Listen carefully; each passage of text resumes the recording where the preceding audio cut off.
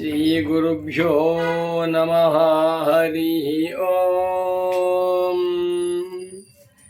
ಶಂಕರಂ ಶಂಕರಾಚಾರ್ಯಂ ಕೇಶವಂ ಬಾದರಾಯಣಂ ಸೂತ್ರಭಾಷ್ಯಕೃತೌ ವಂದೇ ಭಗವಂತೌ ಪುನಃ ಪುನಃ. ಶ್ರುತಿಸ್ಮೃತಿಪುರಾಣಾನಾಂ ಆಲಯಂ ಕರುಣಾಲಯಂ ನಮಾಮಿ ಭಗವತ್ಪಾದಂ ಶಂಕರಂ ಲೋಕಶಂಕರಂ. ವಂದೇ ತಂ ಸಚ್ಚಿದಾನಂದಂ ಯತಿವರ್ಯಂ ಮಹಾಮತಿಂ ವೇದಾಂತಸಾರಜ್ಞಂ ಸದ್ಗುರುಂ ಪ್ರಣತೋಸ್ಮ್ಯಹಂ. ಶ್ರೀಗುರುಂ ಪ್ರಣತೋಸ್ಮ್ಯಹಂ. ಸದಾಹಂ ಸಂಪ್ರದಾಯಜ್ಞಂ ಸಂಯಮೀಂದ್ರಂ ಸದಾಶ್ರಯಂ ಸದ್ಗುರುಂ ಸಚ್ಚಿದಾನಂದಂ ಸದಾಚಾರಂ ಸಮಾಶ್ರಯೇ. ಓಂ ನಮೋ ಬ್ರಹ್ಮಾದಿಭ್ಯೋ ಬ್ರಹ್ಮವಿದ್ಯಾ ಸಂಪ್ರದಾಯಕರ್ತೃಭ್ಯೋ ವಂಶರ್ಷಿಭ್ಯೋ ನಮೋ ಮಹದ್ಭ್ಯೋ ನಮೋ ಗುರುಭ್ಯಃ. ಶ್ರೀಮಚ್ಛಂಕರ ಭಗವತ್ ಪೂಜ್ಯಪಾದ ಮಹಾಸದ್ಗುರುಭ್ಯೋ ನಮಃ. ಶ್ರೀ ಶ್ರೀ ಸಚ್ಚಿದಾನಂದೇಂದ್ರ ಸರಸ್ವತಿ ಸದ್ಗುರು ಪಾದುಕಾಭ್ಯಾಂ ನಮಃ. ನಮೋ ನಮಃ ಶಂಕರ ಪಾದುಕಾಭ್ಯಾಂ. ಶಂಕರ ಭಾನು ಚಾನಲ್ ವೀಕ್ಷಕರಾದ ತಮ್ಮೆಲ್ಲರಿಗೂ ಇಂದಿನ ಕಾರ್ಯಕ್ರಮಕ್ಕೆ ಹೃತ್ಪೂರ್ವಕವಾದ ಪ್ರೇಮಪೂರ್ವಕವಾದ ಸುಸ್ವಾಗತಗಳನ್ನು ಕೋರುತ್ತಾ ಇದೀಗ ಕಾರ್ಯಕ್ರಮವನ್ನು ಪ್ರಾರಂಭ ಮಾಡೋಣ. ನಿನ್ನೆ ದಿವಸ ಪರಮ ಪೂಜ್ಯ ಶ್ರೋತ್ರಿಯ ಬ್ರಹ್ಮನಿಷ್ಠರು, ವಯೋವೃದ್ಧರು, ತಪೋವೃದ್ಧರು, ವಿದ್ಯಾವೃದ್ಧರು, ಅನುಭವ ವೃದ್ಧರು, ಶಾಸ್ತ್ರ ವೃದ್ಧರು, ಯತಿವರೆಣ್ಯರು ಆಗಿರುವ ಶ್ರೀ ಶ್ರೀ ಶ್ರೀ ಸಚ್ಚಿದಾನಂದೇಂದ್ರ ಸರಸ್ವತಿ ಸ್ವಾಮಿಗಳವರ 49ನೇ ವರ್ಷದ ಪುಣ್ಯಾರಾಧನಾ ಕಾರ್ಯಕ್ರಮವನ್ನು ನಾವೆಲ್ಲರೂ ಶ್ರದ್ಧಾಭಕ್ತಿಯಿಂದ ಆಚರಣೆ ಮಾಡಿದ್ದೇವೆ. ಇಂದಿನಿಂದ 1 ವಾರ ಕಾಲ, ಅಂದರೆ ಸಪ್ತಾಹ ಅಥವಾ 7 ದಿವಸಗಳ ಕಾಲ ಸದ್ಗುರು ಸಂಶೋಧನಾ ಸಪ್ತಾಹ ಮಹೋತ್ಸವ ಎನ್ನುವ ಹೆಸರಿನಿಂದ ಸಚ್ಚಿದಾನಂದೇಂದ್ರ ಸರಸ್ವತಿ ಸ್ವಾಮಿಗಳವರು ಮಾಡಿರುವ ಸಂಶೋಧನೆಗಳನ್ನು ಕುರಿತು ಉಪನ್ಯಾಸವನ್ನು ಮಾಡ್ತಾ ಬರ್ತೇನೆ. ಅದ್ಭುತವಾದ ಸಂಶೋಧನೆ. ಸಚ್ಚಿದಾನಂದೇಂದ್ರ ಸರಸ್ವತಿ ಸ್ವಾಮೀಜಿಯವರು ಶುದ್ಧ ಶಾಂಕರ ಪ್ರಕ್ರಿಯಾ ಭಾಸ್ಕರ ಎನ್ನುವಂಥ ಒಂದು ಗ್ರಂಥವನ್ನು ಬರೆದಿದ್ದಾರೆ. ತುಂಬ ಚೆನ್ನಾಗಿ. ಶುದ್ಧ ಶಾಂಕರ ಪ್ರಕ್ರಿಯಾ ಭಾಸ್ಕರ ಈ ಗ್ರಂಥವನ್ನು ಇಟ್ಕೊಂಡು ನಾನು ಸದ್ಗುರು ಶ್ರೀ ಶ್ರೀ ಸಚ್ಚಿದಾನಂದೇಂದ್ರ ಸರಸ್ವತಿ ಸ್ವಾಮೀಜಿಯವರ ಅದ್ವೈತ ವೇದಾಂತ ದರ್ಶನದ ಮೇಲೆ ಮಾಡಿರುವಂಥ ಸಂಶೋಧನೆಗಳ ಕುರಿತು ಉಪನ್ಯಾಸವನ್ನು ಮಾಡಲು ಪ್ರಾರಂಭ ಮಾಡ್ತೇನೆ. ಇಂದಿನಿಂದ 1 ವಾರ ಕಾಲ. ಇಂದು ಶುದ್ಧ ಶಾಂಕರ ಪ್ರಕ್ರಿಯಾ ಭಾಸ್ಕರ ಎನ್ನುವ ಗ್ರಂಥದಲ್ಲಿ ಮೊಟ್ಟಮೊದಲನೆಯ ಸಂಶೋಧನೆ ವೇದಾಂತ ಸಿದ್ಧಾಂತ ನಿರ್ಣಯ. ಹೆಡ್ಡಿಂಗು ಎಷ್ಟು ಚೆನ್ನಾಗಿ, ವೇದಾಂತ ಸಿದ್ಧಾಂತ ನಿರ್ಣಯ 1ನೇ ಹೆಡ್ಡಿಂಗು. ಅದರಲ್ಲಿ ಕೆಲವು ವಿಚಾರವನ್ನು ತೋರಿಸ್ತೇನೆ ನೋಡಿ. ಶಂಕರ ಪ್ರತ್ಯರ್ಥಿ ದ್ವೈತಿನಃ ಸಾಂಖ್ಯಾದಯ ಏವ. ಇದೊಂದು ಅದ್ಭುತವಾದ ಸಂಶೋಧನೆ. ಶಂಕರ ಭಗವತ್ ಪೂಜ್ಯಪಾದಾಚಾರ್ಯರಿಗೆ ಪ್ರತ್ಯರ್ಥಿಗಳಾಗಿದ್ದಂಥ ದ್ವೈತಿಗಳೆಂದರೆ ಸಾಂಖ್ಯ, ಯೋಗ, ನ್ಯಾಯ, ವೈಶೇಷಿಕ, ಮೀಮಾಂಸಕರೇ ಹೊರತು ಈಗ ಪ್ರಸಿದ್ಧವಾಗಿರುವಂಥ ದ್ವೈತ ವೇದಾಂತಿಗಳು, ವಿಶಿಷ್ಟಾದ್ವೈತ ವೇದಾಂತಿಗಳು ದ್ವೈತಾದ್ವೈತ ವೇದಾಂತಿಗಳು ಅಲ್ಲ. ಇವರಾರೂ ಕೂಡ ಶಂಕರಾಚಾರ್ಯರ ಕಾಲದಲ್ಲಿ ಇರಲೇ ಇಲ್ಲ. ಶಂಕರಾಚಾರ್ಯರ ಕಾಲದಲ್ಲಿ ದ್ವೈತಿಗಳಿದ್ದರು, ಆದರೆ ದ್ವೈತಿ ವೇದಾಂತಿಗಳಿರಲಿಲ್ಲ. ಏನು ಹಾಗಂದರೆ ದ್ವೈತಿಗಳೇ ಬೇರೆ, ದ್ವೈತಿ ವೇದಾಂತಿಗಳೇ ಬೇರೆ. ಈಗ ದ್ವೈತಿಗಳು ಅಂತಂದು ಯಾರು? ದ್ವೈತವನ್ನೇ ಇಟ್ಟುಕೊಂಡು ವಾದ ಮಾಡುವಂಥ ತಾರ್ಕಿಕರು. ಉದಾಹರಣೆಗೆ ಸಾಂಖ್ಯರು, ಕಾಪಿಲ ಸಾಂಖ್ಯರು ಪ್ರಧಾನ ಪುರುಷ ಎನ್ನುವ ಎರಡು ತತ್ವಗಳನ್ನು ಒಪ್ಪಿಕೊಂಡು ಆ ಪುರುಷನ ಸನ್ನಿಧಾನದಲ್ಲಿ ಪ್ರಧಾನವು ಈ ಪ್ರಪಂಚವನ್ನು ಸೃಷ್ಟಿ ಮಾಡುತ್ತದೆ, ಪ್ರಧಾನವೇ ಮೂರು ಗುಣಗಳನ್ನಾಗಿ ಈ ಪ್ರಪಂಚಕ್ಕೆ ಕಾರಣವಾಗಿದೆ ಅಂತಾರೆ. ಪ್ರಾರಂಭದಲ್ಲಿಯೂ ದ್ವೈತವನ್ನು ಇಟ್ಕೊಂಡು ಮಧ್ಯದಲ್ಲೂ ದ್ವೈತವನ್ನು ಹೇಳುತ್ತಾ ಕಟ್ಟ ಕಡೆಯಲ್ಲಿಯೂ ಕೂಡ ಸಾಂಖ್ಯರು ದ್ವೈತ ಸಿದ್ಧಾಂತವನ್ನೇ ಹೇಳ್ತಾರೆ. ಆದರೆ ಇವರು ದ್ವೈತ ವೇದಾಂತಿಗಳಲ್ಲ. ದ್ವೈತಿಗಳಿಗೂ ದ್ವೈತ ವೇದಾಂತಿಗಳಿಗೂ ವ್ಯತ್ಯಾಸವೇನು? ವೇದಾಂತ ಪ್ರಾಮಾಣ್ಯವನ್ನು ಟಚ್ ಮಾಡದೆ, ವೇದಾಂತ ಪ್ರಾಮಾಣ್ಯವನ್ನು ಪ್ರಧಾನವಾಗಿ ಒಪ್ಪಿಕೊಳ್ಳದೆ ಕೇವಲ ಅನುಮಾನ ಪ್ರಮಾಣದ ಬಲದಿಂದ ಯಾರು ತಮ್ಮ ಸಿದ್ಧಾಂತವನ್ನು ಮಂಡನೆ ಮಾಡುತ್ತಾರೆಯೋ ಅವರು ದ್ವೈತಿಗಳು. ದ್ವೈತಿ ವೇದಾಂತಿಗಳು ಅಂತಂದ್ರೇನು? ವೇದಾಂತ ವಾಕ್ಯಗಳನ್ನು ತೋರಿಸುತ್ತಾ ವೇದಾಂತ ಪ್ರಾಮಾಣ್ಯವನ್ನು ಒಪ್ಪಿಕೊಂಡು ವೇದಾಂತಗಳಲ್ಲಿ ದ್ವೈತ ಸಿದ್ಧಾಂತವನ್ನು ಹೇಳಿದ್ದಾರೆ ಎಂದು ಹೇಳುವಂಥವರು ದ್ವೈತಿ ವೇದಾಂತಿಗಳು. ನಾವು ಮಧ್ವಾಚಾರ್ಯರನ್ನು ದ್ವೈತಿ ವೇದಾಂತಿಗಳು ದ್ವೈತ ವೇದಾಂತಿಗಳು ದ್ವೈತಿ ವೇದಾಂತಿಗಳು ಅಂತ ಹೇಳ್ತೇವೆ. ಇವರು ಶಂಕರಾಚಾರ್ಯರ ಕಾಲದಲ್ಲಿ ಇರಲೇ ಇಲ್ಲ, ಆದರೆ ದ್ವೈತಿಗಳಿದ್ದರು. ಸಾಂಖ್ಯರು ದ್ವೈತಿಗಳು, ಯೋಗಿಗಳು ದ್ವೈತಿಗಳು, ಕಣಾದರು ದ್ವೈತಿಗಳು, ಅನಂತರ ವೈಶೇಷಿಕರು ದ್ವೈತಿಗಳು, ಪೂರ್ವ ಮೀಮಾಂಸಕರು ದ್ವೈತಿಗಳು, ಚಾರ್ವಾಕರು ದ್ವೈತಿಗಳು. ಇವರಾರೂ ಕೂಡ ವೇದಾಂತ ಪ್ರಾಮಾಣ್ಯವನ್ನು ಪ್ರಧಾನ ಪ್ರಮಾಣವಾಗಿ ಒಪ್ಪಿಕೊಂಡಿರಲಿಲ್ಲ. ಶಂಕರ ಪ್ರತ್ಯರ್ಥಿ ದ್ವೈತಿನ ಸಾಂಖ್ಯಾದಯ ಏವ. ಶಂಕರಾಚಾರ್ಯರ ಅದ್ವೈತ ಸಿದ್ಧಾಂತಕ್ಕೆ ಪ್ರತ್ಯರ್ಥಿಗಳಾಗಿದ್ದ, ವಿರೋಧಿಗಳಾಗಿದ್ದ, ಪೂರ್ವ ಪಕ್ಷಗಳಾಗಿದ್ದಂಥ ದ್ವೈತಿಗಳು ಸಾಂಖ್ಯರೇ ಮುಂತಾದವರೇ ಹೊರತು ಈಗ ಪ್ರಸಿದ್ಧವಾಗಿರುವಂತೆ ದ್ವೈತ ವೇದಾಂತಿಗಳು ಅಲ್ಲ, ವಿಶಿಷ್ಟಾದ್ವೈತ ವೇದಾಂತಿಗಳು ಅಲ್ಲ. ಇದು ತುಂಬ ವಿಸ್ತಾರವಾಗಿದೆ. ಮಧ್ಯ ಮಾತ್ರ ಬರ್ತೇನೆ ನೋಡಿ. ಅದ್ವೈತ ಸಿದ್ಧಾಂತ ಏವ ತಥಾತ್ವೇನ ಶ್ರೀ ಶಂಕರ ಭಗವತ್ಪಾದ ಶ್ರೀ ಶಂಕರ ಭಗವತ್ಪಾದಾನಾಂ ಅಭಿಮತಃ ಇತ್ಯತ್ರ ನಾಸ್ತಿ ವಿಪ್ರತಿಪತ್ತಿ ವಾದಿನಾಂ ಲೌಕಿಕಾನಾಂ ವಾ. ಇದು ಸಚ್ಚಿದಾನಂದೇಂದ್ರ ಸರಸ್ವತಿ ಸ್ವಾಮಿಗಳವರ ವಾಕ್ಯ. ಅದ್ವೈತ ಸಿದ್ಧಾಂತವೇ ಶಂಕರ ಭಗವತ್ ಪೂಜ್ಯ ಪಾದಾಚಾರ್ಯರಿಗೆ ಅಭಿಮತವಾಗಿರುವ ಸಿದ್ಧಾಂತ ಎನ್ನುವ ಈ ವಿಷಯದಲ್ಲಿ ಯಾರಿಗೂ ಕೂಡ ಸಂಶಯವಿಲ್ಲ, ಯಾರಿಗೂ ವಿಪ್ರತಿಪತ್ತಿಯೂ ಇಲ್ಲ. ತತ್ರ ಯದ್ಯಪಿ ವಿಶಿಷ್ಟಾದ್ವೈತಾದಿವಾದಿನೋಪಿ ಸ್ವಸ್ವಾಭಿಮತ ಏವ ವೇದಾಂತಾರ್ಥಃ ಅತಃ ವಿಶಿಷ್ಟಾದ್ವೈತಾದಿ ಸಿದ್ಧಾಂತ ಏವ ವೇದಾಂತೇಷು ಪ್ರತಿಪಿಪಾದಯಿಷಿತಃ ಇತಿ ಅವಿನಿವಿಷ್ಟಾಃ ಉಪನ್ಯಸ್ಯಂತಿ ಚ ಸ್ವಸ್ವಸಂಪ್ರದಾಯ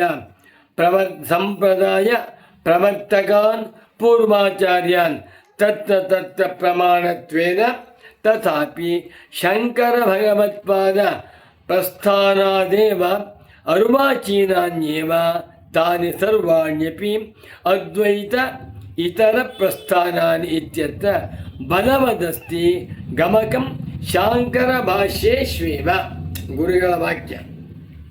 ಈಗ ದ್ವೈತ ವೇದಾಂತ, ವಿಶಿಷ್ಟಾದ್ವೈತ ವೇದಾಂತ ಮುಂತಾದವರೂ ಕೂಡ ತಮಗೆ ಅಭಿಮತವಾಗಿರುವುದೇ ವೇದಾಂತ. ವೇದಾಂತವೆಂದರೆ ದ್ವೈತ ಸಿದ್ಧಾಂತ ಎಂದು ಮಾಧ್ವರು, ವೇದಾಂತವೆಂದರೆ ವಿಶಿಷ್ಟಾದ್ವೈತ ಸಿದ್ಧಾಂತವೇ ಎಂದು ವಿಶಿಷ್ಟಾದ್ವೈತಿಗೆ ಹೇಳ್ತಾರೆ. ಮತ್ತು ಅದಕ್ಕೆ ಅವರು ಸ್ವಸಂಪ್ರದಾಯ ಪ್ರವರ್ತಕಾನ್ ಪೂರ್ವಾಚಾರ್ಯಾನ್ ತತ್ರ ಉದಾಹರಂತೆ. ತಮ್ಮ ಸಿದ್ಧಾಂತವು ಪ್ರಾಚೀನವಾಗಿದೆ ಎನ್ನುವುದಕ್ಕೆ ಆಯಾ ಆಚಾರ್ಯರು ಹಿಂದಿನ ಪ್ರವರ್ತಕರಾದಂಥ ಋಷಿಗಳನ್ನು ಪ್ರಮಾಣವಾಗಿ ಉದಾಹರಣೆ ಮಾಡುತ್ತಾರಾದರೂ ಈ ದ್ವೈತ ವೇದಾಂತ, ವಿಶಿಷ್ಟಾದ್ವೈತ ವೇದಾಂತ, ದ್ವೈತಾದ್ವೈತ ವೇದಾಂತ, ಶಕ್ತಿ ವಿಶಿಷ್ಟಾದ್ವೈತ ವೇದಾಂತ ಇವೆಲ್ಲವೂ ಕೂಡ ಶಂಕರಾಚಾರ್ಯರ ಅನಂತರ ಈಚೆಗೆ ಬಂದಿರುವಂಥ ವೇದಾಂತಗಳೇ ಹೊರತು ಶಂಕರಾಚಾರ್ಯರ ಕಾಲದಲ್ಲಿ ಯಾರೂ ಇರಲಿಲ್ಲ ಎನ್ನುವಂಥದ್ದು ನಮಗೆ ಶಾಂಕರ ಭಾಷ್ಯಗಳಿಂದ ತಿಳಿಯುತ್ತದೆ. ಶಂಕರ ಭಗವತ್ ಪೂಜ್ಯ ಪಾದಾಚಾರ್ಯರು ತಮ್ಮ ಪ್ರಸ್ಥಾನತ್ರಯ ಭಾಷ್ಯ ಗ್ರಂಥಗಳಲ್ಲಿ ದ್ವೈತಿಗಳನ್ನು ಅನುವಾದ ಮಾಡಿಕೊಂಡಿದ್ದಾರೆ, ಖಂಡನೆ ಮಾಡಿದ್ದಾರೆ. ಆ ದ್ವೈತಿಗಳು ಈಗ ಪ್ರಸಿದ್ಧರಾಗಿರುವ ದ್ವೈತಿ ವೇದಾಂತಿಗಳಲ್ಲ, ವಿಶಿಷ್ಟಾದ್ವೈತಿ ವೇದಾಂತಿಗಳು ಅಲ್ಲ, ಶಕ್ತಿ ವಿಶಿಷ್ಟಾದ್ವೈತಿ ವೇದಾಂತಿಗಳು ಅಲ್ಲ. ಎಷ್ಟು ವ್ಯತ್ಯಾಸ ನೋಡಿ. ದ್ವೈತಿ ವೇದಾಂತಿಗಳೇ ಬೇರೆ, ದ್ವೈತಿಗಳೇ ಬೇರೆ. ಎಷ್ಟೋ ಜನ ಗೊತ್ತಿಲ್ಲ. ದ್ವೈತಿ ವೇದಾಂತಿಗಳೆಂದರೇನು? ದ್ವೈತಿಗಳಾಗಿದ್ದುಕೊಂಡು ದ್ವೈತ ಸಿದ್ಧಾಂತವನ್ನು ವೇದಾಂತಗಳ ಪ್ರಾಮಾಣ್ಯದಿಂದ ಸಿದ್ಧ ಮಾಡುವಂಥವರು. ಈಗ ಯಾರು ದ್ವೈತ ವೇದಾಂತಿಗಳು, ವಿಶಿಷ್ಟಾದ್ವೈತ ವೇದಾಂತಿಗಳು ಅಂತಿದ್ದಾರೋ ಅವರೆಲ್ಲರೂ ಕೂಡ ತಮ್ಮ ದ್ವೈತ ಸಿದ್ಧಾಂತವನ್ನು ಉಪನಿಷತ್ತುಗಳಲ್ಲಿದೆ ಅಂತ ಹೇಳ್ತಾರೆ. ಸಂತೋಷ. ಅದೇ ರೀತಿಯಲ್ಲಿ ವಿಶಿಷ್ಟಾದ್ವೈತಿಗಳು ನಮ್ಮ ವಿಶಿಷ್ಟಾದ್ವೈತ ವೇದಾಂತವು ಉಪನಿಷತ್ತುಗಳಿವೆ ಅಂತ ಹೇಳ್ತಾರೆ. ಸಂತೋಷ. ಆದರೆ ಈ ವೇದಾಂತಿಗಳು ಶಂಕರ ಭಗವತ್ ಪೂಜ್ಯ ಪಾದಾಚಾರ್ಯರ ಕಾಲದಲ್ಲಿ ಇರಲಿಲ್ಲ. ಆದರೆ ದ್ವೈತಿಗಳು ಇದ್ದರು. ಏನಪ್ಪ ಇದು? ದ್ವೈತಿಗಳು ಇದ್ದರು, ದ್ವೈತಿ ವೇದಾಂತಿಗಳಿರಲಿಲ್ಲ. ದ್ವೈತಿಗಳೇ ಬೇರೆ, ದ್ವೈತಿ ವೇದಾಂತಿಗಳೇ ಬೇರೆ ಎನ್ನುವ ಒಂದು ಹೊಸ ಸಂಶೋಧನೆಯನ್ನು, ನೂತನ ದೃಷ್ಟಿಯನ್ನು ಪರಮ ಪೂಜ್ಯ ಶ್ರೀ ಶ್ರೀ ಸಚ್ಚಿದಾನಂದೇಂದ್ರ ಸರಸ್ವತಿ ಸ್ವಾಮೀಜಿಯವರು ತೋರಿಸ್ಕೊಟ್ಟಿದ್ದಾರೆ.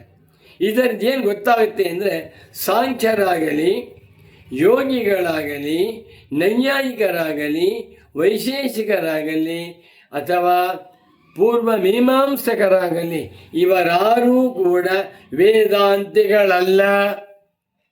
ಅಬ್ಬಾ, ಇವರಾರೂ ಕೂಡ ವೇದಾಂತ ವಾಕ್ಯಗಳ ಪ್ರಾಮಾಣ್ಯದಿಂದ ತಮ್ಮ ಸಿದ್ಧಾಂತವನ್ನು ಸ್ಥಾಪನೆ ಮಾಡುತ್ತಿಲ್ಲ. ಅವರು ಹೇಳುವುದೇ ದ್ವೈತ. ದ್ವೈತಕ್ಕೇನು ಪ್ರಮಾಣ? ಪ್ರತ್ಯಕ್ಷ ಮತ್ತು ಅನುಮಾನ. ಪ್ರತ್ಯಕ್ಷ ಅನುಮಾನ ಪ್ರಮಾಣಗಳಿಂದ ದ್ವೈತ ಸಿದ್ಧಾಂತವನ್ನು ಒಪ್ಪಿಕೊಂಡು ಅದನ್ನು ವಿಮರ್ಶೆ ಮಾಡಿದ್ದಾರೆ. ಸಾಂಖ್ಯರು ಈ ಇಡೀ ಪ್ರಪಂಚವನ್ನೆಲ್ಲ ವಿಮರ್ಶೆ ಮಾಡಿದ್ದಾರೆ. ಈ ಪ್ರಪಂಚದಲ್ಲಿ ಎರಡೇ ತತ್ವ, ಒಂದು ಪ್ರಕೃತಿ, ಒಂದು ಪುರುಷ. ಪುರುಷನು ಎಷ್ಟು ಸತ್ಯವೋ ಪ್ರಕೃತಿಯೂ ಅಷ್ಟೇ ಸತ್ಯ. ಪ್ರಕೃತಿ ಪುರುಷನ ಅವಿವೇಕದಿಂದ ಬಂಧನವಾಗಿದೆ, ಪ್ರಕೃತಿ ಪುರುಷನ ವಿವೇಕದಿಂದ ಮೋಕ್ಷ. ಮೋಕ್ಷಾವಸ್ಥೆಯಲ್ಲಿಯೂ ಕೂಡ ಪ್ರಕೃತಿಯೂ ಸತ್ಯ, ಪುರುಷನೂ ಸತ್ಯ. ಆದರೆ ಪ್ರಕೃತಿಯು ಕರ್ತೃ, ಪುರುಷನು ಭೋಕ್ತ ಎಂದು ತಿಳಿದುಕೊಂಡರೆ ಅದೇ ಮೋಕ್ಷ ಅಂತಾನೆ. ಪುರುಷನು ಅಸಂಗನಾಗಿದ್ದಾನೆ, ಪುರುಷನು ಅನೇಕ ಆತ್ಮಸ್ವರೂಪದಿಂದಿದ್ದಾರೆ. ಈ ಪುರುಷರು ಹೇಗೆ ಸತ್ಯವೋ ಪ್ರಕೃತಿಯು ಪ್ರಧಾನವೂ ಸತ್ಯ ಅಂತಾನೆ. ಒಟ್ಟಿನಲ್ಲಿ ಸಾಂಖ್ಯಾದಿಗಳೆಲ್ಲರೂ ಕೂಡ ಪ್ರಾರಂಭದಲ್ಲಿಯೂ ದ್ವೈತವನ್ನು ಹೇಳ್ತಾರೆ, ಪ್ರತಿಪಾದನೆ ಮಾಡುವಾಗಲೂ ದ್ವೈತವನ್ನು ಹೇಳ್ತಾರೆ, ಮೋಕ್ಷಾವಸ್ಥೆಯಲ್ಲಿಯೂ ದ್ವೈತವನ್ನೇ ಹೇಳುತ್ತಾರೆ. ಆದರೆ ಇವರಾರೂ ಕೂಡ ವೇದಾಂತಿಗಳಲ್ಲ, ಜ್ಞಾಪಕ ಇಟ್ಟು.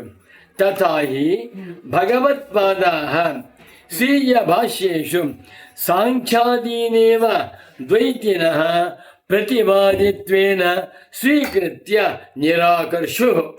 ಸ್ವಾಮಿಗಳ ಸಂಶೋಧನೆ ಯಾರೂ ಮಾಡಿಲ್ಲ. ಇಡೀ 14 ಲೋಕಗಳಲ್ಲಿ ಸಚ್ಚಿದಾನಂದೇಂದ್ರ ಸರಸ್ವತಿ ಸ್ವಾಮಿಗಳವರು ಶಾಂಕರಾದ್ವೈತ ವೇದಾಂತ ದರ್ಶನದ ಮೇಲೆ ಮಾಡಿರುವಂತಹ ಸಂಶೋಧನೆಗಳನ್ನು ಯಾರೂ ಮಾಡಿಲ್ಲ, ಮಾಡಲು ಸಾಧ್ಯವಿಲ್ಲ. ಗ್ರಂಥ ಬರೆದಿರಬಹುದು, ವಿದ್ವತ್ ಪಂಡಿತೋತ್ತಮರಾಗಿರಬಹುದು, ಆದರೆ ಸಂಶೋಧನೆ ಯಾರೂ ಮಾಡಿಲ್ಲ. ಶಂಕರ ಭಗವತ್ ಪೂಜ್ಯ ಪಾದಾಚಾರ್ಯರು ತಮ್ಮ ಪ್ರಸ್ಥಾನತೆ ಭಾಷ್ಯ ಗ್ರಂಥಗಳಲ್ಲಿ ಸಾಂಖ್ಯಾದೀನೇವ ದ್ವೈತಿನಃ, ಸಾಂಖ್ಯರೇ ಮುಂತಾಗಿರುವ ದ್ವೈತಿಗಳನ್ನೇ ಪ್ರತಿವಾದಿತ್ವೇನ, ತಮಗೆ ಪ್ರತಿಸ್ಪರ್ಧಿಗಳು ಪ್ರತಿವಾದಿಗಳು ಪೂರ್ವ ಪಕ್ಷಗಳನ್ನಾಗಿ ಮಾಡಿಕೊಂಡು ಅವರನ್ನು ನಿರಾಕರ್ಷು ತಿರಸ್ಕಾರ ಮಾಡಿದ್ದಾರೆ ಹೊರತು ನ ದ್ವೈತ ವಿಶಿಷ್ಟಾದ್ವೈತಾದಿ ವೇದಾಂತ ಸಿದ್ಧಾಂತಾನುಯಾಯಿನಃ. ಯಾರು ಹೇಳ್ತಾರೆ ಸ್ವಾಮಿಗೆ? ಶಂಕರ ಭಗವತ್ ಪೂಜ್ಯಪಾದಾಚಾರ್ಯರು ತಮ್ಮ ಭಾಷ್ಯಗಳಲ್ಲಿ ದ್ವೈತಿಗಳನ್ನು ಖಂಡನೆ ಮಾಡುವಾಗ ಆ ದ್ವೈತಿಗಳು ಸಾಂಖ್ಯರೇ ಮುಂತಾದವರೇ ಹೊರತು ಈಗ ಪ್ರಸಿದ್ಧವಾಗಿರುವಂತೆ ದ್ವೈತ ವಿಶಿಷ್ಟಾದ್ವೈತ ವೇದಾಂತ ಸಿದ್ಧಾಂತವನ್ನು ಅನುಸರಿಸುವಂಥ ದ್ವೈತಿ ವೇದಾಂತಿಗಳನ್ನಾಗಲಿ ವಿಶಿಷ್ಟಾದ್ವೈತಿ ವೇದಾಂತಿಗಳನ್ನಾಗಲಿ ಶಂಕರಾಚಾರ್ಯರು ಎಲ್ಲಿಯೂ ಖಂಡಿಸಿಲ್ಲ. ಏಕೆಂದರೆ ಅವರಾರು ಶಂಕರಾಚಾರ್ಯರ ಕಾಲದಲ್ಲಿ ಇರಲೇ ಇಲ್ಲ.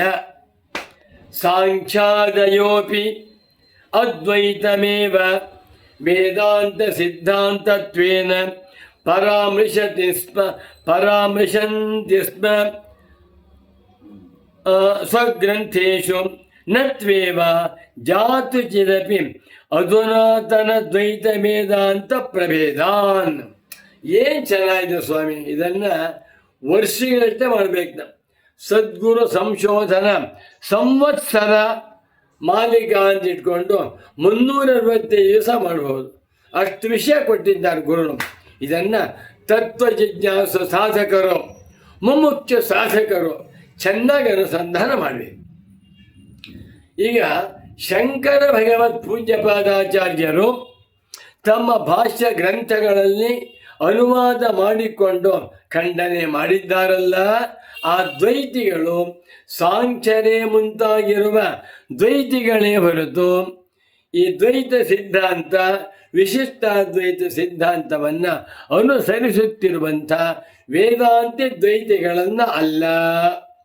ಮತ್ತು ಇನ್ನೊಂದು ಪಾಯಿಂಟ್ ನೋಡಿ, ಸಾಂಖ್ಯಾದಿಗಳು ಕೂಡ ಕಾಪಿಲ ಸಾಂಖ್ಯ, ಪಾತಂಜಲ ಯೋಗ, ಗೌತಮೀಯ ಯಾವುದು ವೈಶೇಷಿಕ ದರ್ಶನ, ಅನಂತರ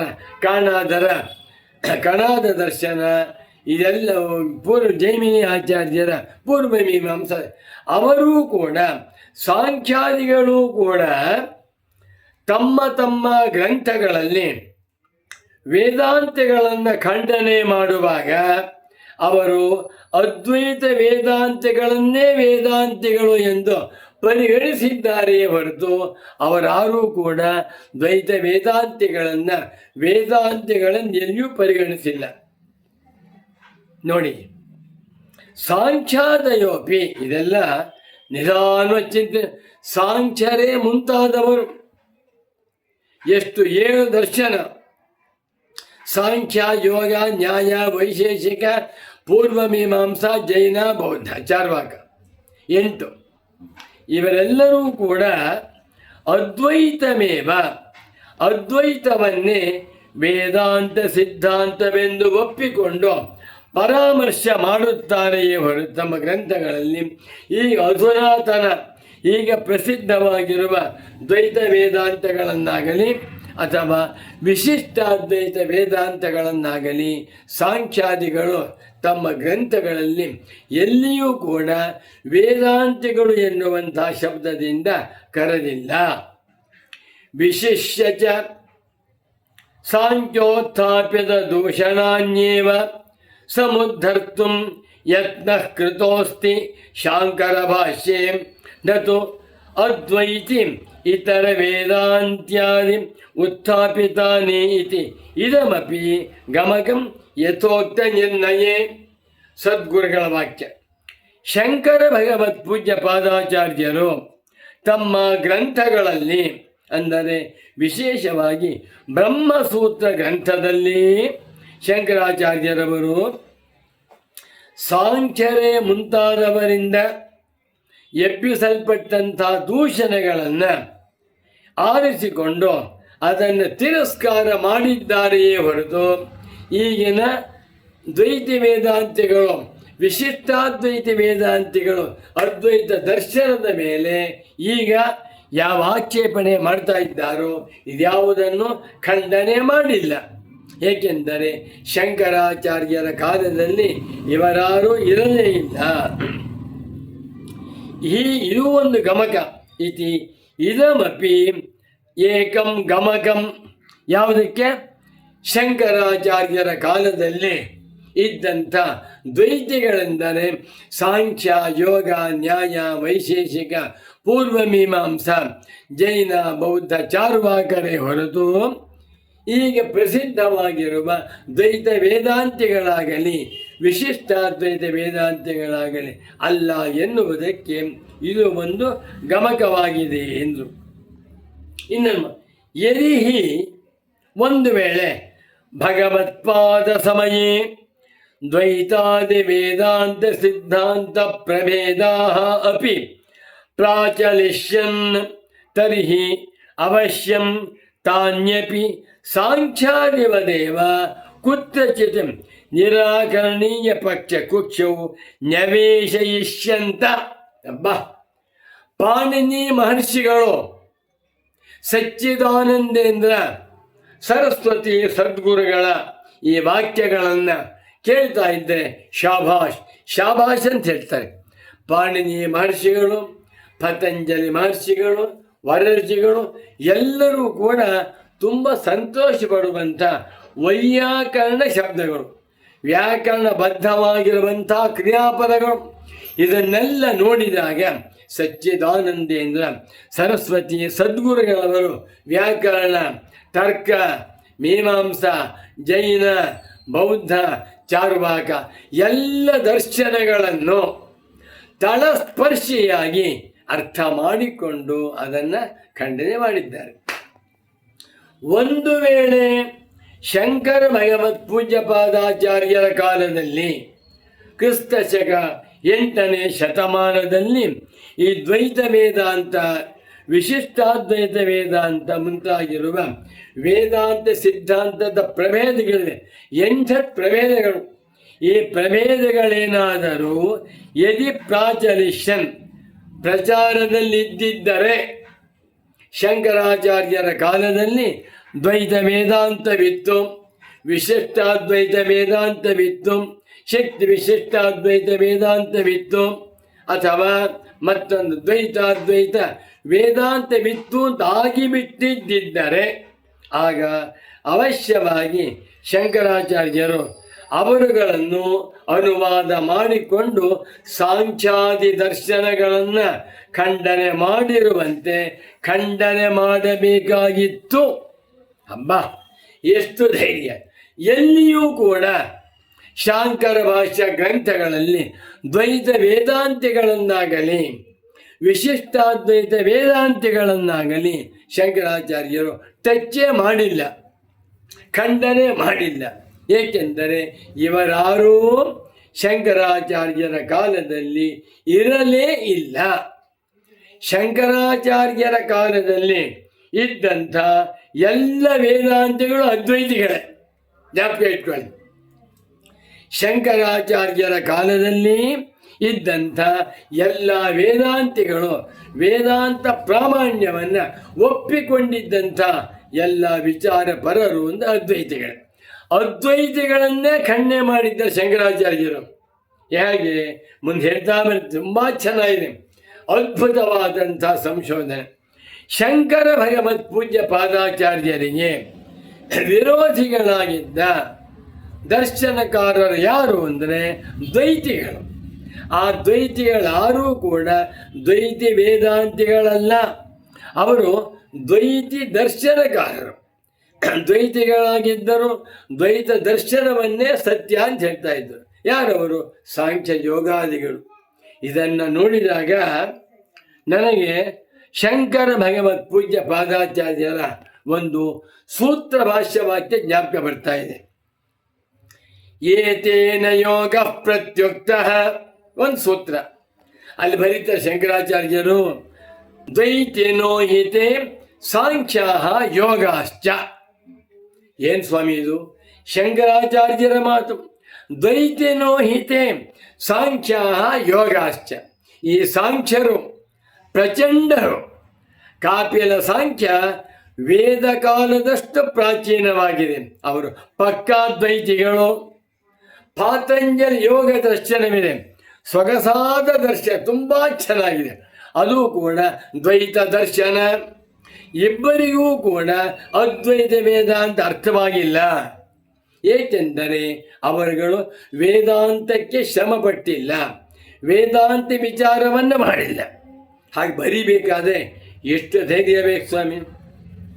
ಇವತ್ತಿನ ಕಾಲದಲ್ಲಿ ಬೇಕಾದಷ್ಟು ಕಡೆ ಯೋಗಾಸನ ಪ್ರಾಣಾಯಾಮ ಅಂತೆಲ್ಲ ಮಾಡಿಸ್ತಾರೆ, ತುಂಬ ಸಂತೋಷ. ಆರೋಗ್ಯಕ್ಕಾಗಿ, ಮನಸ್ಸಿನ ಏಕಾಗ್ರತೆಗಾಗಿ, ಚಿತ್ತಶುದ್ಧಿಗಾಗಿ ಯೋಗಾಸನ ಬೇಕು ಮತ್ತು ಪ್ರಾಣಾಯಾಮ ಬೇಕು. ಆದರೆ ಇಡೀ ಪಾತಂಜಲ ಯೋಗ ದರ್ಶನದಲ್ಲಿ ಹೇಳಿರುವುದೆಲ್ಲ ದ್ವೈತ, ಅದ್ವೈತವನ್ನು ಹೇಳಿಲ್ಲ. ಇದು ನನ್ನ ಮಾತಲ್ಲ, ಶಂಕರಾಚಾರ್ಯರ ಮಾತು. ದ್ವೈತಿನೋ ಹಿ ತೇ ಸಾಂಖ್ಯ ಯೋಗಾಶ್ಚ ನತು ಆತ್ಮೈಕತ್ವವಾದಿನಃ ಅಂದ್ಬಿಟ್ರು. ಇದು ಅದ್ಭುತವಾದ ಸಂಶೋಧನೆ, ತುಂಬ ಇದೆ. ಭಗವತ್ಪಾದೀಯ ಭಾಷ್ಯೆ ವೇದಾಂತ ವಾಕ್ಯಾನ ಮೈದಂಪರ್ಯೇ ನಿಶ್ಚೇತವ್ಯೆ ಈಕ್ಷತೆರ್ನ ಶಬ್ದಂ ಇತ್ಯಾರಭ್ಯ ಆ ಪರಿಸಮಾಪ್ತೆ ಪ್ರತಿಪಕ್ಷರೀತ್ಯ ವೇದಾಂತವಾಕ್ಯ ವ್ಯಾಖ್ಯಾತುಷು ಮಧ್ಯೆ ಸಾಂಖ್ಯ ಏವ ಪ್ರಾಧಾನ್ಯೇನ ಉಪಾತ್ತಾಃ. ಭಗವತ್ಪಾದ ಶಂಕರಾಚಾರ್ಯೇಣ ವೈಶೇಷಿಕಾದಿ ಅಚೇತನ ಕಾರಣವಾದಿನಸ್ತು ಅತಿದೇಶೇನೈವ ಪ್ರತ್ಯಾಖ್ಯಾತಾಃ. ಏತೇನ ಸರ್ವೇ ವ್ಯಾಖ್ಯಾತಾಃ ಇತ್ಯನೇನ ಸೂತ್ರೇಣ. ಬಾ ಸಚ್ಚಿದಾನಂದೇಂದ್ರ ಸರಸ್ವತಿ ಸದ್ಗುರುಗಳಲ್ಲಿ ನಾವುಗಳು ಭಗವತ್ಪಾದ ಶಂಕರಾಚಾರ್ಯರನ್ನ, ಭಗವಾನ್ ವೇದವ್ಯಾಸರನ್ನ ಎಲ್ಲರನ್ನೂ ಕಾಣಬೇಕು. ನೋಡುವುದಕ್ಕೆ ಅತ್ಯಂತ ಸರಳ ವ್ಯಕ್ತಿ, ಸಿಂಪ್ಲಿಸಿಟಿ ಎಂಬಾಡಿಮೆಂಟ್. ಆದರೆ ಅವರ ಜ್ಞಾನ ಭಂಡಾರ, ಎನ್ಲೈಟನ್ಮೆಂಟ್, ಎಂಬಾಡಿಮೆಂಟ್. ಎಂಥ ಸಂಶಯ. ಇದು ಸಣ್ಣ ಪುಸ್ತಕ. ಈ ಪುಟಾಣಿ ಪುಸ್ತಕದಲ್ಲಿ ಅದ್ಭುತವಾದಂಥ ಸಂಶೋಧನೆ ಬರೀತಾ ಇದ್ದಾರೆ. ಶಂಕರ ಭಗವತ್ ಪೂಜ್ಯ ಪಾದಾಚಾರ್ಯರು ವೇದಾಂತ ವಾಕ್ಯಗಳಿಗೆ ಪರಬ್ರಹ್ಮದಲ್ಲಿಯೇ ತಾತ್ಪರ್ಯ ತತ್ವ ಸಮನ್ವಯಾತ್ ಅನ್ನುವಂಥ ಸೂತ್ರಕ್ಕೆ ಭಾಷ್ಯವನ್ನು ಬರೆದು ಅನಂತರ ಇಡೀ ಸಮನ್ವಯಾಧ್ಯಾಯದಲ್ಲಿ ಕಟ್ಟ ಕಡೆಯವರೆಗೂ ಕೂಡ ಅದ್ವೈತ ವೇದಾಂತ ದರ್ಶನಕ್ಕೆ ಪ್ರತಿಸ್ಪರ್ಧಿಗಳಾಗಿರುವ ಪ್ರತಿಪಕ್ಷಿಗಳಾಗಿರುವಂಥ ಪೂರ್ವ ಪಕ್ಷಿಗಳು ಅಂತಂದರೆ ಸಾಂಖ್ಯರು. ಸಾಂಖ್ಯರನ್ನೇ ಅದ್ವೈತ ವೇದಾಂತ ದರ್ಶನಕ್ಕೆ ಪ್ರತಿಪಕ್ಷಿಗಳಾಗಿರುವಂಥ ದ್ವೈತಿಗಳು ಎಂದು ಸ್ವೀಕರಿಸಿ ಅತಿದೇಶದಿಂದ ಎಕ್ಸ್ಟೆನ್ಷನ್ ವೈಶೇಷಿಕಾದಿ ಮತವನ್ನು ಕೂಡ ಖಂಡನೆ ಮಾಡಿದ್ದಾರೆ ಭಗವತ್ಪಾದ ಶಂಕರಾಚಾರ್ಯರವರು. ಒಂದು ಏತೇನ ಇದಮಪಿ ಸಿದ್ಧಂ ಭವತಿ. ದ್ವೈತಾದಿ ವೇದಾಂತ ಸಿದ್ಧಾಂತ ಪಕ್ಷ ಸ್ವೀಕರ್ತಾರ ನೈವ ಆಸನ್ ಶಾರೀರಕ ಪ್ರಣಯನ ಕಾಲೇ ಇತ್ಯೇವ ಭಗವತ್ಪಾದಾನ ಮತಮಿತಿ. ಶ್ರೀರಾಮಚಂದ್ರ, ಈಗ ಪ್ರಸಿದ್ಧವಾಗಿರುವಂಥ ದ್ವೈತ ವೇದಾಂತಿಗಳು, ವಿಶಿಷ್ಟಾದ್ವೈತ ವೇದಾಂತಿಗಳು ಮುಂತಾದಂಥವರು ಬಾದರಾಯಣಾಚಾರ್ಯರ ಸೂತ್ರ ಗ್ರಂಥನ ಕಾಲದಲ್ಲಿ ಯಾರೂ ಇರಲಿಲ್ಲ ಎನ್ನುವಂತಹದ್ದು ನಮಗೆ ಶಂಕರ ಭಗವತ್ ಪೂಜ್ಯಪಾದಾಚಾರ್ಯರ ಭಾಷ್ಯದಿಂದ ತಿಳಿಯುತ್ತದೆ. ಇದಕ್ಕೆ ಒಂದೊಂದಕ್ಕೂ ಮುಂದೆ ಶ್ರೀ ಶ್ರೀ ಸಚ್ಚಿದಾನಂದೇಂದ್ರ ಸರಸ್ವತಿ ಸ್ವಾಮಿಗಳವರು ಪ್ರಮಾಣ ವಾಕ್ಯ ಕೋಟ್ ಮಾಡ್ತಾ ಹೋಗ್ತಾರೆ. ಇದು ಒಂದು ದಿವಸದಲ್ಲಿ ಅರ್ಧ ಗಂಟೆಗೆ ಮುಗಿಯುವಂಥ ಸಂಶೋಧನೆ ಎಲ್ಲ. ಅದ್ಭುತವಾದ ಇದನ್ನೆಲ್ಲ ಪಾಠ ಮಾಡಿದ್ದಾರೆ ನನಗೆ. ನನ್ನ ಸೌಭಾಗ್ಯ ಪರಮ ಪೂಜ್ಯ ಸಚ್ಚಿದಾನಂದೇಂದ್ರ ಸರಸ್ವತಿ ಸ್ವಾಮಿಗಳವರು ನನಗೆ 16 ವರ್ಷಗಳ ಗುರುಕುಲ ವಾಸದಲ್ಲಿ ಇದೆಲ್ಲವನ್ನು ಪಾಠ ಮಾಡಿ ಉಪದೇಶ ಮಾಡಿದ್ದಾರೆ. ನಮೋ ನಮಃ ಸದ್ಗುರು ಪಾದುಕಾಭ್ಯಾಂ. ಅನ್ಯಥಾಹಿ ಹಾಗಿಲ್ಲದೆ ಹೋಗಿಬಿಟ್ಟಿದ್ದರೆ ಕಥಂ ನಾಮ ಸೂಚ್ಯಾಕ್ಷರ ಯೋಜನಾವಸರೆ ತಾದೃಶ ಸಿದ್ಧಾಂತ ಅವಲಂಬಿನ ಮತಾನಿ ತೈಹಿ ಕುತ್ರಚಿದಪಿ ಕಿಂಚಿದಪಿ ಅಕಟಾಕ್ಷಿತಾನಿ ಭವೇಯು. ಆಗ ಭಗವಾನ್ ಬಾದರಾಯಣಾಚಾರ್ಯರ ಕಾಲದಲ್ಲಿ ವೇದಾಂತ ಮೀಮಾಂಸಾ ಸೂತ್ರಗಳನ್ನು ಗ್ರಥನ ಮಾಡುವ ಕಾಲದಲ್ಲಿ ಈಗ ಪ್ರಸಿದ್ಧರಾಗಿರುವಂಥ ದ್ವೈತ ವೇದಾಂತಿಗಳು, ವಿಶಿಷ್ಟಾದ್ವೈತ ವೇದಾಂತಿಗಳು, ಶಕ್ತಿ ವಿಶಿಷ್ಟಾದ್ವೈತ ವೇದಾಂತಿಗಳು ಮುಂತಾದ ವೇದಾಂತಿಗಳು ಇದ್ದಿದ್ದರೆ ಅವರನ್ನು ಶಂಕರ ಭಗವತ್ ಪೂಜ್ಯ ಪಾದಾಚಾರ್ಯರು ಯಾಕೆ ಕಟಾಕ್ಷದಿಂದಲೂ ನೋಡಬಾರ್ದಾಗಿತ್ತು? ನೋಡಿಲ್ಲ. ಅವರ ವಿಷಯದಲ್ಲಿ ಏನು ಹೇಳಿಲ್ಲ, ಯಾಕೆಂದರೆ ಇರಲೇ ಇಲ್ಲ. ಆದ್ದರಿಂದ ಏನು ಸಿದ್ಧಾಂತ ಮಾಡಿದ್ದಾರೆ ಗುರುಗಳು? ಶಂಕರ ಭಗವತ್ ಪೂಜ್ಯ ಪಾದಾಚಾರ್ಯರು ತಮ್ಮ ಪ್ರಸ್ಥಾನತೆ ಭಾಷ್ಯ ಗ್ರಂಥಗಳನ್ನು ಬರೆಯುವ ಕಾಲದಲ್ಲಿ ಇದ್ದಂಥ ದ್ವೈತಿಗಳೆಂದರೆ ಸಾಂಖ್ಯಾದಿಗಳು. ದ್ವೈತಿಗಳಿದ್ದರು, ಆದರೆ ದ್ವೈತ ವೇದಾಂತಿಗಳಿರಲಿಲ್ಲ. ವಿಶಿಷ್ಟಾದ್ವೈತ ವೇದಾಂತಿಗಳು ಆಗಿನ ಕಾಲದಲ್ಲಿ ಯಾರೂ ಇತ್ತಿಲ್ಲ. ಅವರ ಸಂಪ್ರದಾಯ ಆಗಿನ ಕಾಲದಲ್ಲಿ ಇರಲೇ ಇಲ್ಲ ಅಂತ ತೀರ್ಮಾನವಾಯಿತು ಅಂತಂದು. ಇನ್ನೊಂದು ಸಂಶೋಧನೆ, ಭಗವತ್ಪಾದ ಕಾಲೇ ವೇದಾಂತಿನಃ ಸರ್ವೇಪಿ ಬ್ರಹ್ಮಾತ್ಮೈಕತ್ವವಾದಿನ ಏವ. ಅದ್ಭುತ. ಮತ್ತೊಂದು ಸಂಶೋಧನೆ, ಭಗವತ್ಪಾದ ಕಾಲೇ ಶಂಕರ ಭಗವತ್ ಪೂಜ್ಯ ಪಾದಾಚಾರ್ಯರ ಕಾಲದಲ್ಲಿ, ಅಂದರೆ ಕ್ರಿಸ್ತಶಕ 8ನೇ ಶತಮಾನದಲ್ಲಿ ಸರ್ವೇ ವೇದಾಂತಿನಃ, ಯಾರ್ಯಾರು ವೇದಾಂತಿಗಳು ಅಂತಿದ್ದಾರೋ ಆ ಎಲ್ಲ ವೇದಾಂತಿಗಳು ಕೂಡ ಬ್ರಹ್ಮಾತ್ಮೈಕತ್ವವನ್ನು ಹೇಳುತ್ತಿದ್ದಂಥ ವೇದಾಂತಿಗಳೇ ಹೊರತು ಜೀವ ಬ್ರಹ್ಮರಿಗೆ ಭೇದವನ್ನು ಹೇಳುವಂಥ, ಜೀವರಿಗೂ ಜಗತ್ತಿಗೂ ಭೇದ ಹೇಳುವಂಥ, ಜೀವರಿಗೂ ಭೇದ ಹೇಳುವಂಥ, ಈಶ್ವರನಿಗೂ ಜಗತ್ತಿಗೂ ಭೇದ ಹೇಳುವಂಥ ದ್ವೈತಿ ವೇದಾಂತಿಗಳು ಯಾರೂ ಇರಲಿಲ್ಲ. ವೇದಾಂತಿಗಳು ಎನ್ನುವ ಮಾತಿಗೆ ಬ್ರಹ್ಮಾತ್ಮೈಕತ್ವವಾದಿಗಳು ಅಂತಲೇ ಅರ್ಥ. ಏನು ಆಶ್ಚರ್ಯ! ಎಂಥ ಸಂಶೋಧನೆ! ಶಂಕರಾಚಾರ್ಯರ ಕಾಲದಲ್ಲಿ ವೇದಾಂತಿಗಳಿದ್ದರು. ಅಂಥ ವೇದಾಂತಿಗಳನ್ನೇ ಖಂಡನೆ ಮಾಡಿದ್ದಾರೆ ಶಂಕರಾಚಾರ್ಯರು. ಏನ್ರಿ ವೇದಾಂತಿಗಳು ಅಂದರೆ ದ್ವೈತ ವೇದಾಂತಿಗಳಲ್ಲ ಅಂತೀರ, ವೇದಾಂತಿಗಳು ಅಂದರೆ ಅದ್ವೈತಿಗಳು ಅಂತೀರ. ಹೌದು, ಅದ್ವೈತ ವೇದಾಂತಿಗಳನ್ನೇ ಖಂಡನೆ ಮಾಡಿದ್ದಾರೆ. ಯಾಕೆ ಅಂದರೆ ಅವರು ಅದ್ವೈತ ವೇದಾಂತಿ ಅಂತ ಹೇಳಿಕೊಂಡು ಸಾಂಖ್ಯರ, ಮೀಮಾಂಸಕರ, ತಾರ್ಕಿಕರ ಇನ್ಫ್ಲೂಯೆನ್ಸ್ನಿಂದ ಬೇರೆ ಬೇರೆ ಹೇಳ್ತಾ ಇದ್ರು. ಅದು ತಪ್ಪು. ಆದ್ದರಿಂದ ಭಗವತ್ಪಾದ ಕಾಲೇ ಶಂಕರ ಭಗವತ್ ಪೂಜ್ಯ ಪಾದಾಚಾರ್ಯರ ಕಾಲದಲ್ಲಿ ಭಾಷ್ಯವನ್ನು ಬರೆಯುವಾಗ ಇದ್ದಂಥ ಎಲ್ಲ ವೇದಾಂತಿಗಳು ಬ್ರಹ್ಮಾತ್ಮೈಕತ್ವವಾದಿನ ಏವ, ಅದ್ವೈತವಾದಿಗಳೇ ಆಗಿದ್ದರು. ಜೀವನಿಗೂ ಬ್ರಹ್ಮಕ್ಕೂ ಅಭೇದವನ್ನು ಹೇಳುತ್ತಿದ್ದಂಥ ಬ್ರಹ್ಮಾತ್ಮೈಕತ್ವವಾದಿಗಳು, ಬ್ರಹ್ಮಾತ್ಮೈಕತ್ವವಾದಿನಃ ಬ್ರಹ್ಮಾತ್ಮೈಕತ್ವದರ್ಶಿನಃ ಬ್ರಹ್ಮೈವ ಆತ್ಮ, ಆತ್ಮನೇ ಬ್ರಹ್ಮ. ಇದು ಬಹಳ ಮುಖ್ಯವಾದಂಥ ಅಂಶ. ಅರ್ಥವಾಯ್ತಲ್ವೇ? ಶಂಕರಾಚಾರ್ಯರ ಕಾಲದಲ್ಲಿ ಇದ್ದಂಥ ದ್ವೈತಿಗಳೆಂದರೆ ಈಗ ಪ್ರಸಿದ್ಧವಾಗಿರುವಂಥ ದ್ವೈತ ವೇದಾಂತಿಗಳು, ವಿಶಿಷ್ಟಾದ್ವೈತ ವೇದಾಂತಿಗಳು ಮುಂತಾದ ವೇದಾಂತಿಗಳಲ್ಲ. ಶಂಕರಾಚಾರ್ಯರ ಕಾಲದಲ್ಲಿ ದ್ವೈತಿಗಳಿದ್ದರು. ಆ ದ್ವೈತಿಗಳು ಯಾರೂ ಕೂಡ ವೇದಾಂತಿಗಳಲ್ಲ. ಆ ಎಲ್ಲ ದ್ವೈತಿಗಳು ಕೂಡ ತಮ್ಮ ತಮ್ಮ ದೃಷ್ಟಿಕೋನದಿಂದ, ತರ್ಕದ ಬಲದಿಂದ ದ್ವೈತವನ್ನು ಹೇಳ್ತಾ ಇದ್ರು.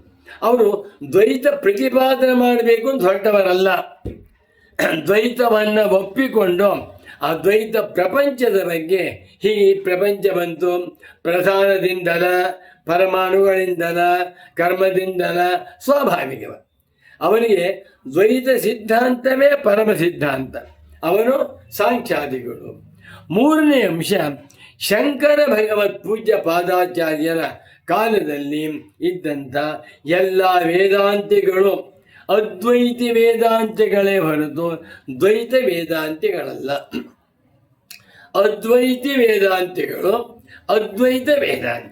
ಜೀವನಿಗೂ ಬ್ರಹ್ಮಕ್ಕೂ ಐಕ್ಯವನ್ನು ಎಲ್ಲ ವೇದಾಂತಿಗಳು ಅಂಥವ್ರು ಮಾತ್ರ ಇದ್ದರು. ಅಪಿಚ ನ ಕೇವಲಂ ದ್ವೈತಾದಿ ವೇದಾಂತ್ಯಭಾವ ಭಗವತ್ಪಾದಾನಾಂ ಕಾಲೇ ಕ್ವಚಿದಪಿ ತತ್ಪರಾಮರ್ಶಾಭಾವ ಬಲಾದೇವ ಉನ್ನೀಯತೆ ಕಿಂತು ಸಾಕ್ಷಾತ್ ವಚನಮಪಿ ದೃಶ್ಯತೆ ಭಾಷ್ಯೆ ತದಾನೀಂ ತದಭಾವಾಭಿಧಾಯಕಂ ಇತ್ಯತೋಪಿ.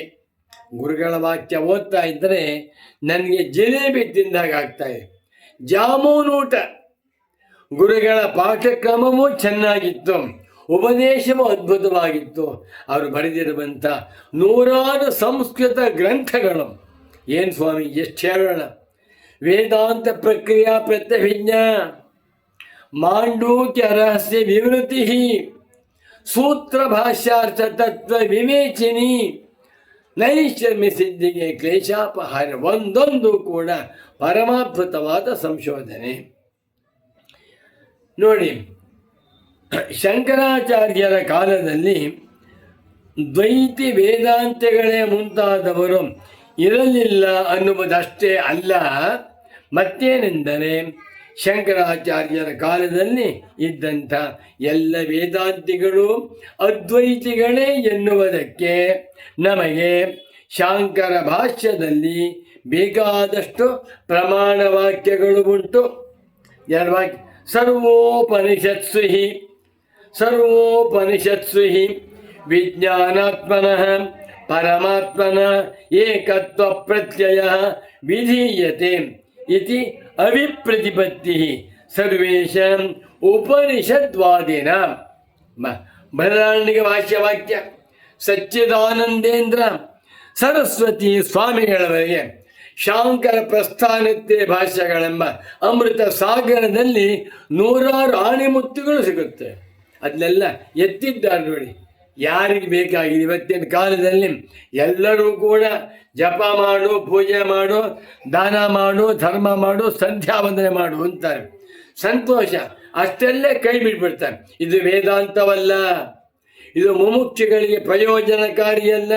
ಯಾರು ಮುಮುಕ್ಷುಗಳು, ನಿಜವಾದಂಥ ತತ್ವ ಜಿಜ್ಞಾಸ ಸಾಧಕರು, ಅಂಥವರಿಗಾಗಿ ಪರಮ ಪೂಜ್ಯ ಸಚ್ಚಿದಾನಂದೇಂದ್ರ ಸರಸ್ವತಿ ಸ್ವಾಮೀಜಿಯವರು ಅತ್ಯಂತ ಸೊಗಸಾಗಿ ವಿಮರ್ಶೆ ಮಾಡಿದ್ದಾರೆ. ಎಲ್ಲ ಉಪನಿಷತ್ತುಗಳ ಪ್ರಾಮಾಣ್ಯ ಒಪ್ಪಿಕೊಂಡಿರುವಂಥವರು ಜೀವಾತ್ಮನಿಗೂ ಪರಮಾತ್ಮನಿಗೂ ಏಕತ್ವ ಪ್ರತ್ಯಯವನ್ನೇ ಹೇಳಿದ್ದಾರೆ ಎಂದು ಒಪ್ಪಿಕೊಂಡಿದ್ದಂಥ ಎಲ್ಲ ವೇದಾಂತಗಳು ಇದ್ದಾರೆ ಏನ್ಬಿಟ್ಟು. ಇನ್ನು ಸೂತ್ರ ಭಾಷ್ಯ ವಾಕ್ಯ ಓದ್ತೇನೆ. ಸಮ್ಯಜ್ಞಾನಾನ್ ಮೋಕ್ಷ ಇತಿ ಸರ್ವೇಷಾಂ ಮೋಕ್ಷವಾದಿನಾಮಭ್ಯುಪಗಮಃ.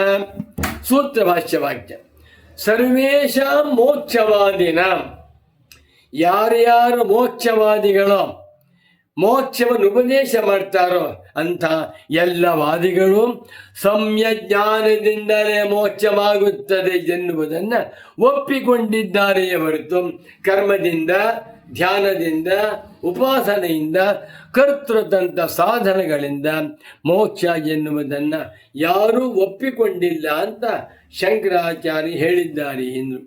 ಹೀಗೆ ಸಚ್ಚಿದಾನಂದೇಂದ್ರ ಸರಸ್ವತಿ ಮಹಾಸ್ವಾಮಿಗಳವರು ಅದ್ಭುತವಾದಂಥ ಸಂಶೋಧನೆಗಳನ್ನು ಮಾಡಿದ್ದಾರೆ.